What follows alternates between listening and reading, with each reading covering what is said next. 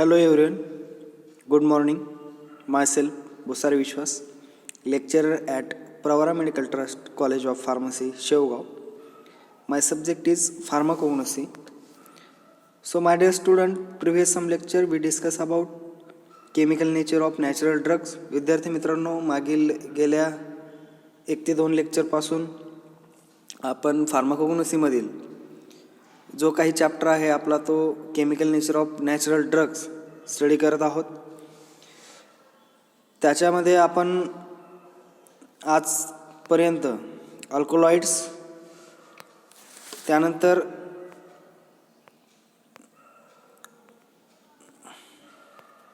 मागील लेक्चरमध्ये काय स्टडी केलं आहे, ग्लायकोसाइड्स, त्याच्या प्रॉपर्टी स्टडी केलेल्या आहेत, त्याचे फंक्शन स्टडी केलेले आहेत, त्याचे क्लासिफिकेशनमध्ये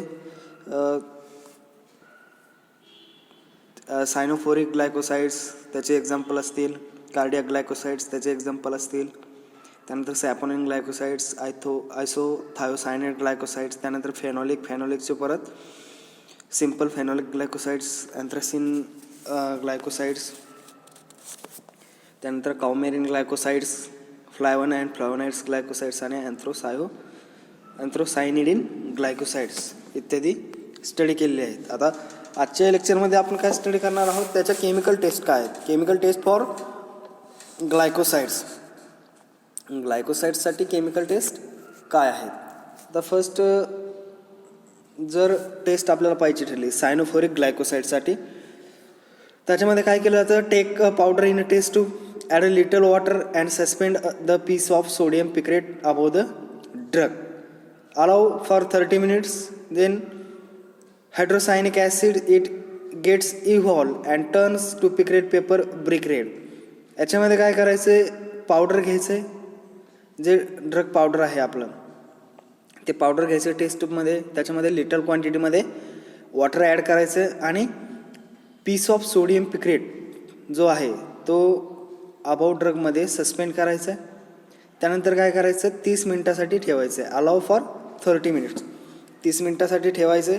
त्यानंतर काय होईल, त्याच्यातून hydrocyanic acid gate इव्हॉल्व्स, hydrocyanic acid जे आहे ते इव्हॉल्व्स होईल आणि turns the picrate paper brick red, आणि जो पिक्रेट पेपर आहे तो ब्रिक रेडमध्ये त्याचा कलर चेंजेस होईल, ब्रिक रेड कलर त्याचा, brick red pepper brick red कलरचा तो पेपर होईल, त्याचा पहिला जो कलर आहे तो चेंज होऊन कसा होईल, ब्रिक रेड. त्यानंतर नेक्स्ट वन आहे saponin glycosides. Shake the powder drug with water, formation of foams indicate presence of saponins. Powder घ्यायचे, ग्लायकोसाइड शेक करायचे, कशाबरोबर, वॉटर बरोबर पावडर घ्यायचे, त्याच्यामध्ये जे फॉर्मेशन होईल फोम तयार होतो, आणि तो फोम तयार झाला की तोच आपल्याला काय इंडिकेट करतं, किंवा तो फोम तयार झाला त्याच्यावरून आपण काय ठरवणार, त्याच्यामध्ये सॅपोनिन प्रेझेंट आहे. काय ठरवणार, त्याच्यामध्ये सॅपोनिन प्रेझेंट आहे. कसं, आपला ड्रग पावडर घ्यायचं सॅम्पल, त्याच्यामध्ये वॉटर टाकायचं आणि शेक करायचं, शेक केल्याच्या नंतर त्याच्यामध्ये ॲटोमॅटिक फोम तयार होणार, आणि फोम तयार झाल्याच्या नंतर आपल्याला काय समजणार त्याच्यावरून की याच्यामध्ये सॅपोनिन प्रेझेंट आहे. आणि जर फोम तयार नाही झाले तर आपण समजून जायचं की याच्यामध्ये सॅपोनिन ग्लायकोसाइड किंवा सॅपोनिन ॲब्सेंट आहे. त्यानंतर त्याची सेकंड टेस्ट आहे aqueous solution of saponin containing drug when added to sample of blood causes hemolysis. आणि जे ॲक्वेस सोल्युशन आहे सॅपोनिनचं त्याच्यामध्ये कशामध्ये ॲड करायचं, ब्लड सॅम्पलमध्ये जर ॲड केलं तर त्याच्यामध्ये काय कॉज होतं, हिमोलायसिस होतं. हिमोलायसिस झाल्यामुळे आपल्याला समजतं की त्याच्यामध्ये सॅपोनिन प्रेझेंट आहे. आता त्यानंतर आहे कार्डियाक ग्लायकोसाइड्स, त्यालाच आपण किलर किल्याने टेस्ट म्हणतो. सर्वात इम्पॉर्टंट टेस्ट आहे आणि हमखास विचारला जाणारा क्वेश्चन याच्यावरती. Boil about 1 gram of digitalis powder with 10 ml of 70% alcohol for 3 minutes and filter. काय करायचं, 1 ग्राम डिजिटॅलिस पावडर घ्यायचे, 10 ml 70% अल्कोहोल जे असेल 10 ml अल्कोहोल घ्यायचे 70% 3 मिनिटासाठी, आणि मिक्स केल्याच्यानंतर ते बॉईल करायचे बॉईल केल्याच्या नंतर काय करायचं आहे, फिल्टर करायचं आहे. आता राहिलं फिल्ट्रेट जे राहतं त्याच्यातलं, to filtrate add 5 ml water and 0.5 ml strong lead acetate solution. त्याच्यामध्ये काय करायचं, जे फिल्ट्रेट राहिलेलं आहे त्या फिल्ट्रेटमध्ये 5 ml वॉटर ॲड करायचे, 0.5 ml लीड ॲसिडेट सोल्युशन जे आहे, स्ट्रॉंग लीड ॲसिडेट सोल्युशन ते ॲड करायचं आहे आणि परत एकदा फिल्टर करायचं आहे. त्यानंतर काय करायचं आहे, to filtrate add equal volume of chloroform and evaporate to yield extract. आणि त्या फिल्ट्रेटमध्ये इक्वल व्हॉल्यूममध्ये क्लोरोफॉर्म ॲड करायचं आहे, त्यानंतर इव्हॅपोरेट करायचं आहे ते filtrate. Then extractive is dissolve in glacial acetic acid. त्यानंतर काय करायचं, जे एक्स्ट्रॅक्टिव्ह आहे तो ग्लायसियल ॲसिटिक ॲसिडमध्ये डिझॉल्व करायचा आहे आणि add 2 drop of ferric chloride after cooling. आणि त्याची कुलिंग झाल्यानंतर, तो कूल झाल्याच्यानंतर त्याच्यानंतर त्याच्यामध्ये 2 ड्रॉप फेरिक क्लोराईड ॲड करायचं आहे त्या कुलिंग प्रोसेसनंतर. Then this content transfer to a test tube containing 2 ml of concentrated sulphuric acid. आणि हे जे कंटेंट आहे ते ट्रान्सफर करायचं आहे, त्याच्याबरोबर त्याच्यामध्ये 2 ml of concentrated sulphuric acid add करायचं आहे. त्याच्यामध्ये फायनल रिझल्ट काय भेटणार आहे आपल्याला, a reddish brown layer acquiring bluish green colour on a standing is observe. जो रेडिश ब्राऊन कलर लेअर आहे, ज्यावेळेस आपण स्टँडिंग पोझिशनला अलाउ ठेवू त्याला, त्यावेळेस तो कसा होणार आहे, ग्रीन कलर, ब्ल्यूइश ग्रीन होणार आहे ऑन अ स्टँडिंग. आणि हा असा कलर आपल्याला ऑब्झर्व होणार आहे. परंतु आता एक प्रश्न पडेल आपल्याला की रेडिश ब्राऊन लेअर कसा होतो, ब्ल्यूइश ग्रीन कलर होतो स्टँडिंग पोझिशनला, हा कशामुळे होतो, हा साहजिक आहे प्रश्न पडणं. Due to presence of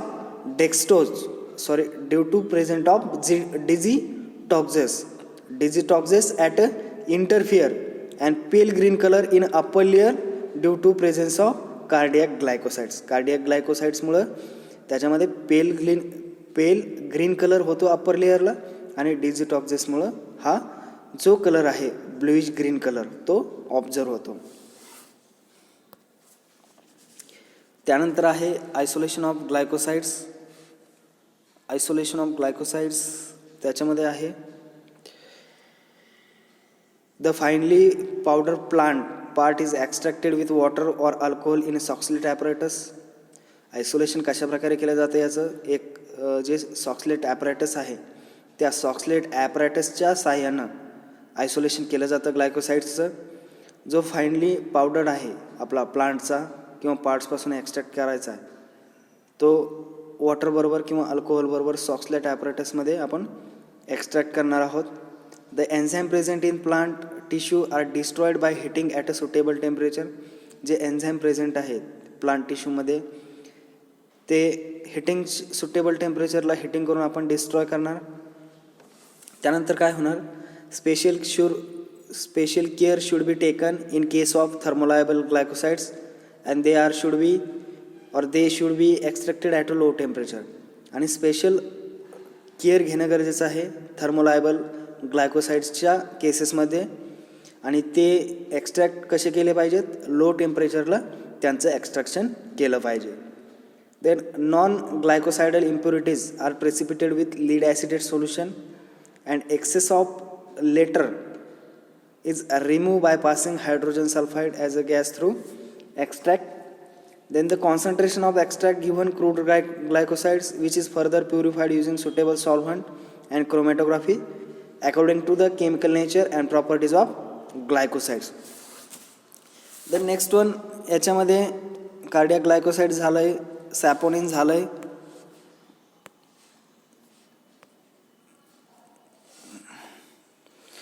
isolation पण झालंय.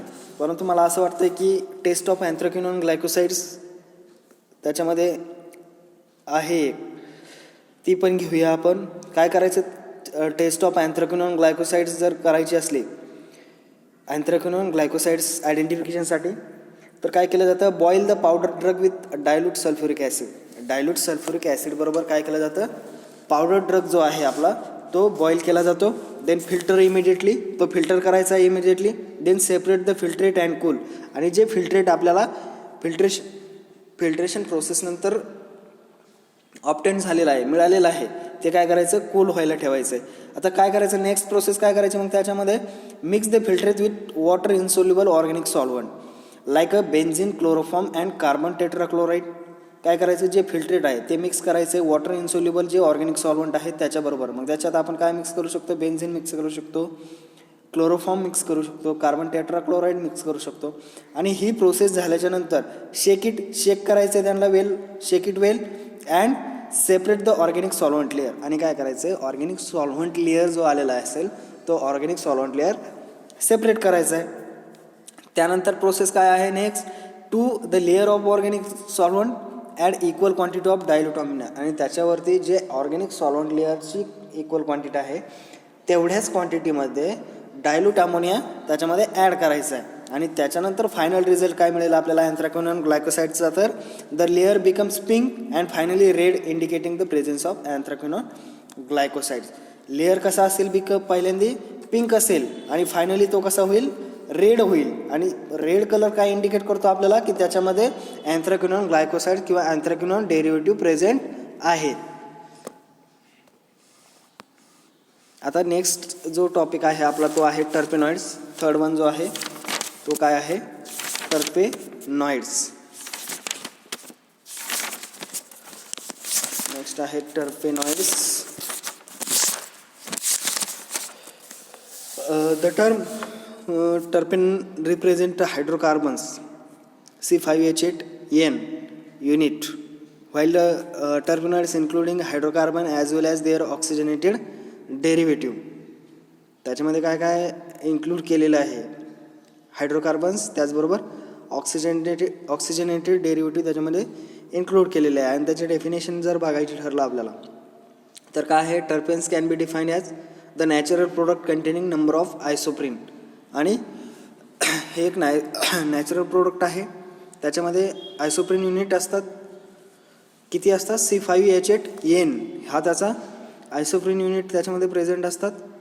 देन त्याच्यामध्ये काय इन्क्लूड केलेलं आहे, हायड्रोकार्बन्स त्याचबरोबर as well as there oxygenated derivative त्याच्यामध्ये इन्क्लूड असतात. देन त्याच्या प्रॉपर्टीज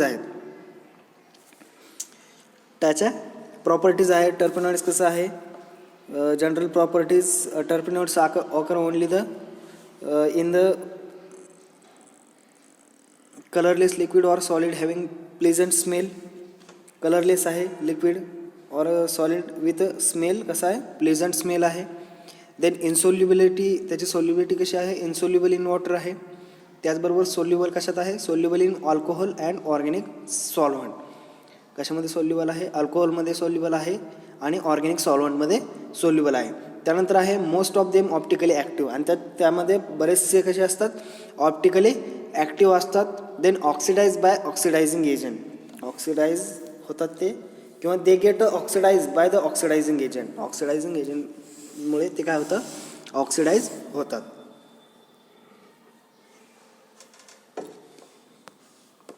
त्यानंतर आहे त्याचे युजेस. त्यानंतर काय आहे, त्याचे युजेस आहेत. As they having a pleasant odor, terpenoids are used. त्याचे युजेस काय आहेत, जर त्याचे युजेस पाहिजे ठरले, terpenoids by virtue of their pleasant odour are compounds of tremendous importance in perfumery, cosmetic, soaps. कशामध्ये यूज केलं जातं, इन परफ्यूममध्ये, त्यानंतर कॉस्मेटिकमध्ये, त्याचबरोबर सोप इंडस्ट्रीमध्ये त्याचा यूज केला जातो. Then foods, pharmaceutical and beverage industry, food इंडस्ट्रीमध्ये, त्याचबरोबर फार्मास्युटिकल इंडस्ट्रीमध्ये. त्यानंतर ज्या बेवरेज इंडस्ट्रीज असतात त्या बेवरेज इंडस्ट्रीमध्ये पण यूज केलं जातं. त्यानंतर थेराप्युटिकली दे आर यूज, आणि थेराप्युटिकली ते कशामध्ये यूज केले जातात, तर त्याच्यामध्ये आहे अँटिसेप्टिक, त्यानंतर कार्मिनेटिव्ह आहे त्याचा यूज, त्यानंतर डायुरेटिक्स आहे, ॲनाल्जेसिक आहे, ॲरोमॅटिक आहे, त्यानंतर काउंटर इरिटंट. अशा प्रकारे त्याचं थेराप्युटिकली यूज केलं जातं. And also use in insect repellent, insecticides, pesticides and deodorant. त्याचबरोबर त्याचा आणखी काय यूज आहे टर्पेनॉइड्सचा, तर इन्सेक्ट रिपेलंट म्हणून आपण त्याचा यूज केला जातो. त्यानंतर इन्सेक्टिसाइड्स म्हणून त्याचा यूज केला जातो, पेस्टिसाइड्स म्हणून यूज केला जातो, त्यानंतर डिओडोरंट म्हणून त्याचा यूज केला जातो. देन नेक्स्ट, आता हे त्याचे झाले युजेसमध्ये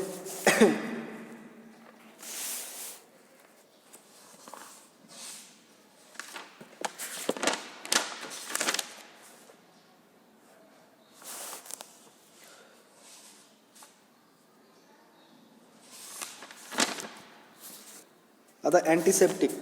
ठीक आहे, तुम्हाला प्रश्न पडेल अँटीसेप्टिक म्हणजे काय. बरोबर, अँटीसेप्टिक म्हणजे की substance use to check the growth of or development of micro organism. असा सबस्टन्स की जो काय करू शकतो, इनिबिट करू शकतो जी ग्रोथ आहे मायक्रो ऑर्गॅनिझमची ती. त्यानंतर नेक्स्ट वन आहे कार्मिनेटिव्ह. कार्मिनेटिव्ह म्हणजे काय, तर अ substance that remove the gases from GI track. Example काय आहे त्याचं, कार्डॅमम आहे, पेपरमिंट आहे, असाफोइटेड आहे. म्हणजे असा सबस्टन्स की जो गॅस रिमूव्ह करतो आपल्या गॅस्ट्रोइंटेस्टिनल ट्रॅकमधील. त्यानंतर डायरोटिक्स आहे. डायरोटिक्स म्हणजे काय, drugs which increase the flow of or secretion of urine or increase the quantity of urine. असे ड्रग ती जे काय करतात, जे युरिनचा फ्लो आहे त्याचबरोबर युरिनचं सिक्रेशन आहे किंवा युरिनची जी क्वांटिटी आहे ती इन्क्रीज केली जाते. मग त्याचं एक्झाम्पल आहे कॅफिन आहे, टी आहे. त्यानंतर नेक्स्ट वन आहे डायरोटिक झालं. त्यानंतर ॲनाल्जेसिक आहे. त्यानंतर ॲनाल्जेसिक आहे. ॲनाल्जेसिक म्हणजे काय, तर substance which relieve the pain by acting on central nervous system. असा सबस्टन्स की जो पेन रिलीव्ह करण्याचं काम करतो सेंट्रल नर्वस सिस्टीमवर ॲक्ट होऊन. आणि त्याच्यामध्ये 2 टाईप्स आहेत, नार्कोटिक ॲनाल्जेसिक आहे आणि अँटीपायरेटिक ॲनाल्जेसिक आहे. जर नार्कोटिक ॲनाल्जेसिकचा एक्झाम्पल पाहायचं ठरलं तर OPM आहे, इंडियन हेम्प आहे. त्यानंतर आहे अँटीपायरेटिक ॲनाल्जेसिक, त्याचं आहे एक्झाम्पल ॲकोनाईट आहे. त्यानंतर त्याचे नेक्स्ट युजेस आहे काउंटर इरिटन.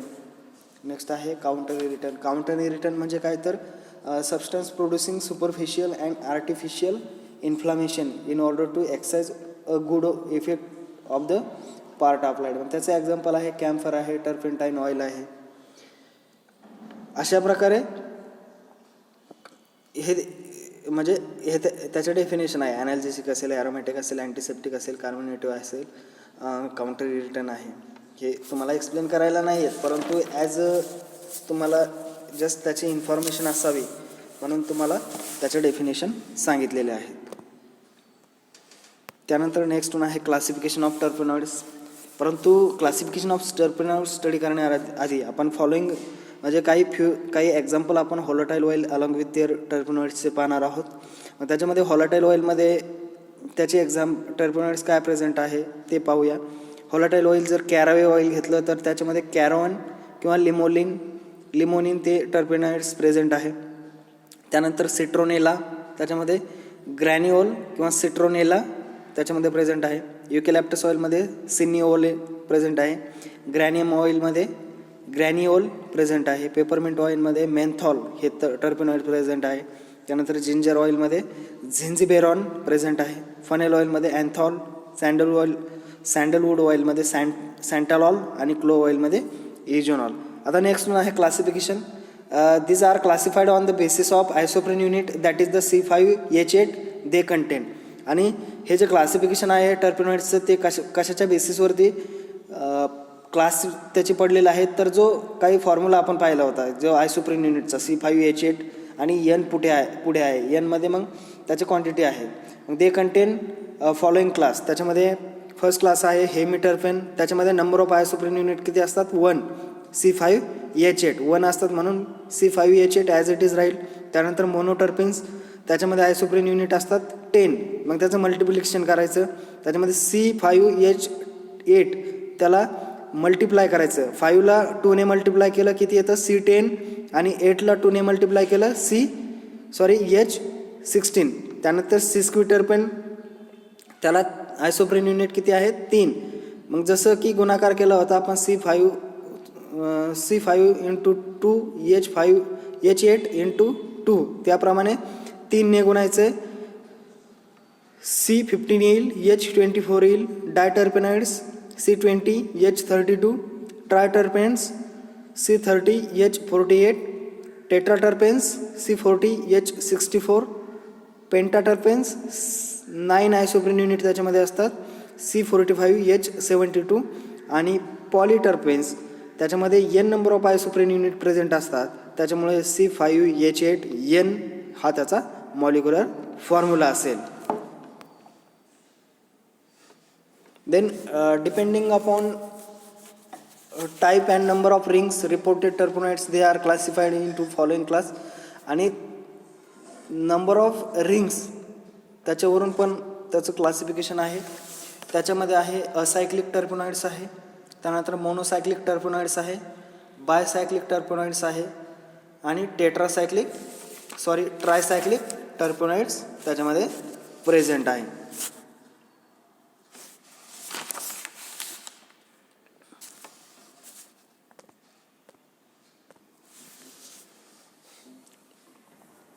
Thank you Rohan, thank you. त्याचं जे आयसोलेशन आहे टर्पेनॉइड्सचं ते नेक्स्ट लेक्चरमध्ये स्टडी करूया.